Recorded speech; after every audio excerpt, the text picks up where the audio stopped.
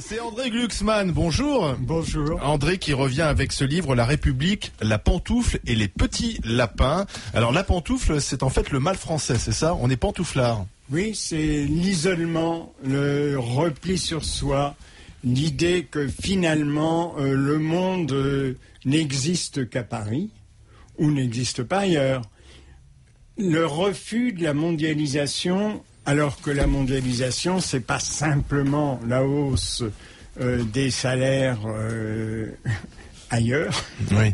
et pas chez nous, mais oui. Enfin, Sophie Banton montre le titre de la Tribune avec les Français tentés par la démondialisation, et la démondialisation, c'est aussi le titre du livre d'Arnaud Montebourg que l'on recevait il y a 3 jours. Oui, c'est pas très nouveau. Rappelez-vous, le référendum sur l'Europe, c'était pas un référendum sur une constitution que personne n'avait lue, c'était 300 pages que absolument personne n'a lu, sauf moi, mais alors vraiment avec un mal de crâne. Mais c'était contre l'extérieur. Alors ce repli sur soi, il existe à gauche, il existe à droite, et il est au sommet avec Marine Le Pen qui veut fermer les frontières, ne plus connaître rien du monde et rester chez nous. Vous savez, il y a des précédents. Marchais avait des affiches. Marchais, c'était le chef du parti. Georges Marchais. Oui, il avait des affiches produire français. Et au même moment, en Grèce, c'était l'époque des colonels fascistes. La dictature, oui. Et qui disaient produire grec. C'est-à-dire, c'est une forme d'imbécilité absolue qui ruine évidemment toute perspective pour la France. La France, c'est quand même le 5e pays économique du monde, avec une population qui n'est vraiment pas le 5e du monde.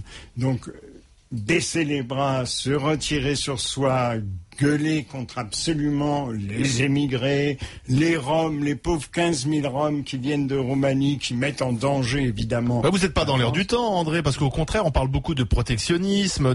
Par exemple, il y a des députés qui veulent qu'Air France n'achète que des avions Airbus et pas d'américains Boeing. La Grèce, finalement, on se dit l'Europe, tout ça pour arriver à un pays voisin qui est en faillite. Oui, c'est ça. Allez, le merdier partout dans le monde. Nous, on reste entre nous. On va cultiver nos patates et on va faire la soupe aux choux. C'est d'un ridicule par rapport à ce qu'a été la France, par rapport à ce qu'elle peut être.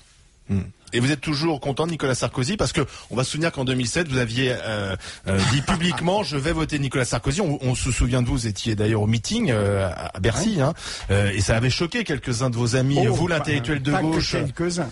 Oui. Et alors vous êtes un déçu ou vous êtes toujours fier d'avoir voté Nicolas Sarkozy? Je suis un critique. J'ai été critique, je le suis, critique de la droite. Et en 2012 vous ferez quoi alors?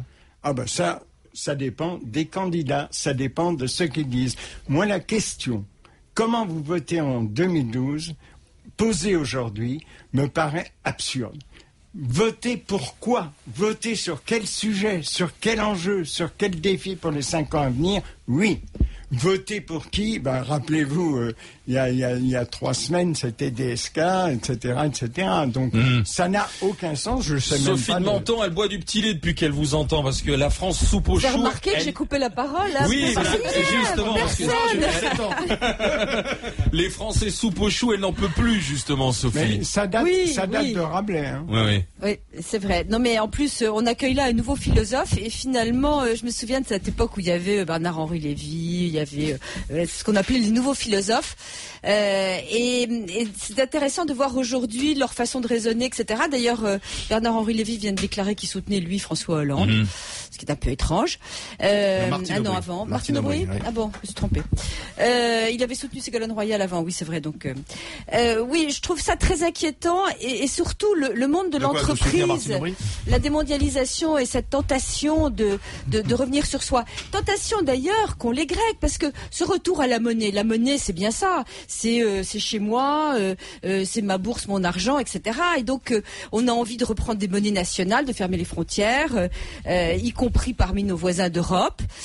Donc pour les entrepreneurs, parce que finalement, quand même, je vais quand même le répéter, hein, la richesse créée, celle qu'on distribue, l'argent des autres qu'on donne, la capacité de nos services publics à fonctionner sont liés à quoi? La richesse créée par des entreprises, qu'on soit à droite, à gauche, communiste ou extrême droite.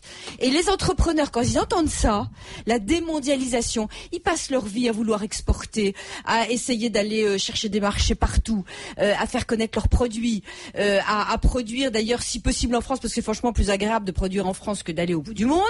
Mais quand on voit cette tentation, ce rétrécissement de l'autre côté, on n'est pas prêt d'en sortir. Nos entreprises, elles exportent moins que les autres, elles recrutent moins que les autres, et elles n'échappent pas à ce climat ambiant. André. Oui, écoutez, merci pour votre appui, mais je ne vous appuierai pas jusqu'au bout. Ah ça m'étonne pas, l'entreprise, je suis toujours toute seule.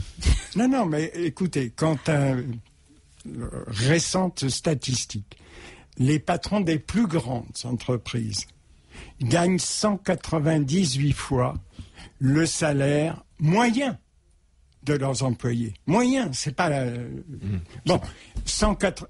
Quel est l'homme qui vaut 198 fois uniquement un joueur de foot? Je te donne la parole, Marianne, parce que tu l'as pas eu, mais juste un mot pour dire que en même temps, c'est le 440. Et le 440, c'est pas les entreprises de France, il y en a 2 300 000. Et 2, c'est extraordinaire la contradiction française. Nous parlons sans arrêt de nos champions nationaux. Les entreprises du 440, parce que c'est les mêmes, sont des champions nationaux qui sont partout présents dans le monde et qui sont parmi les plus grands champions nationaux. Et la politique économique de la France veut faire quoi? Elle veut des champions nationaux.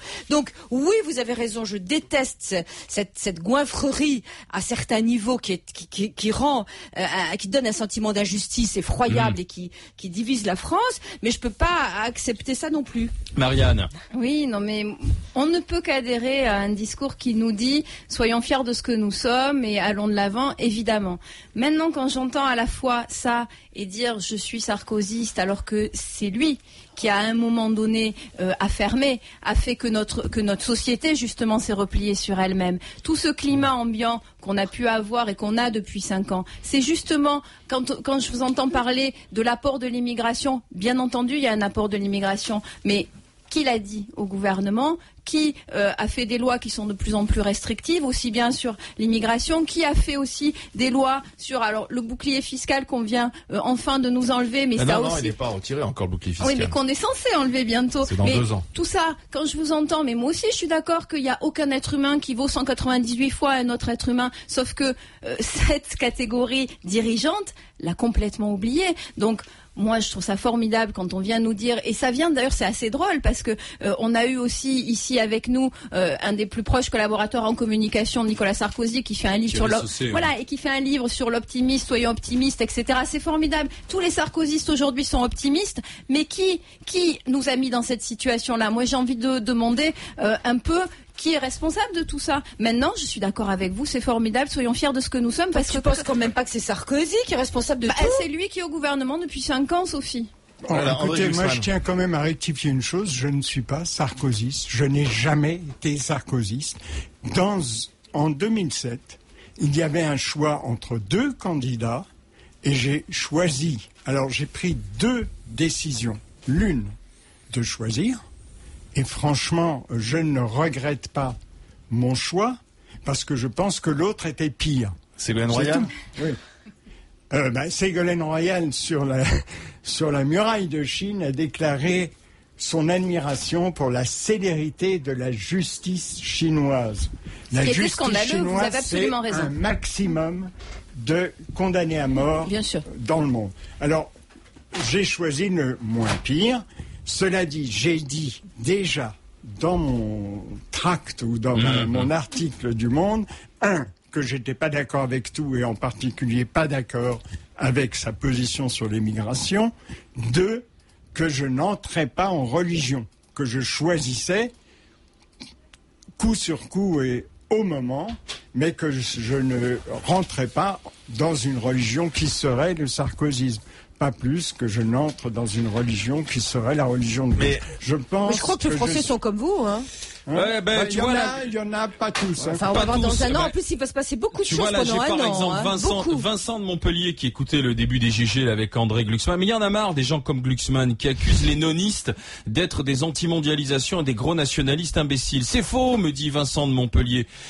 Si j'avais pu voter, j'aurais voté sans hésitation. À l'époque, j'ai 21 ans. Je vote non à l'Europe du fric, tout simplement. Je vote oui à l'Europe des peuples. Le traité de Lisbonne est un coup d'État antidémocratique, me dit-il. Voilà, c'est la réponse à ce que vous disiez il y a quelques minutes, André C'est ce que Glucksmann. j'appelle entrer en religion. Hein.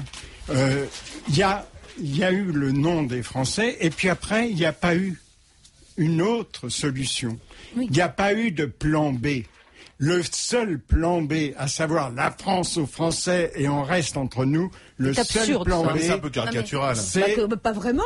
Si, c'est- c'est caricatural. Non mais le seul plan B, c'est Marine Le Pen. Alors, je dis, vous êtes peut-être noniste, mais dites-nous ce que vous voulez faire. non mais c'est certainement lié aussi.